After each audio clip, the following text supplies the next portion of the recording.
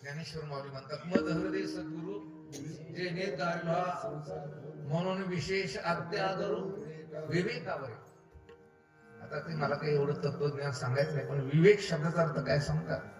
एकच वाक्य सांगतो, विचार सागरादी ग्रंथामध्ये त्याची व्याख्या आलेली आहे.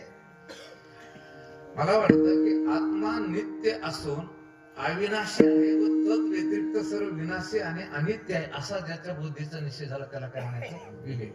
सोप्या भाषेत बोलू का? परमात्मा खरा आहे आणि त्याला सगळं खोटं आहे असा ज्याच्या बुद्धीचा निश्चय झाला त्याला काय म्हणायचं? विवेक. बस एवढेच, पुढे काय नाही. एवढं जरी तुम्हाला कळालंय का देव खरा आहे आणि देवाला सोडून सगळं कसं आहे की खोटं याला काय म्हणायचं? विवेक.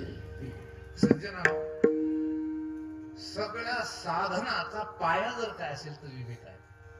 वैराग्य निर्माण होतं विवेकामुळे. म्हणून तुकोबारा म्हणतात आमच्याकडे पहिलं कळ कोणतं? विवेक आहे. हे बघा,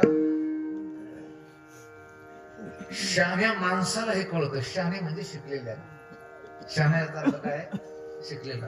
किती सूक्ष्म डीप चिंतन मानलं तर शिकलेला कळतं, पण त्याच्याकडे वैराग्य नाही. आणि जे काही अज्ञानी लोक आहे त्यांना कळत नाही, पण त्यांच्याकडे वैराग्य आहे. म्हणजे काहीला वैराग्य आहे पण शहाणे नाही, आणि काही शहाणे आहे पण काही नाही. आमच्या पुढे लोक आहे ना डॉक्टर साहेब, असे लोक कसे पाहिजे? सगळे तिचे झालेलेच पाहिजे. मग चिंतन आमचं. आम्ही विचार सागर लावला. तुम्हाला काही माहित नसेल त्याला गबाजी महाराज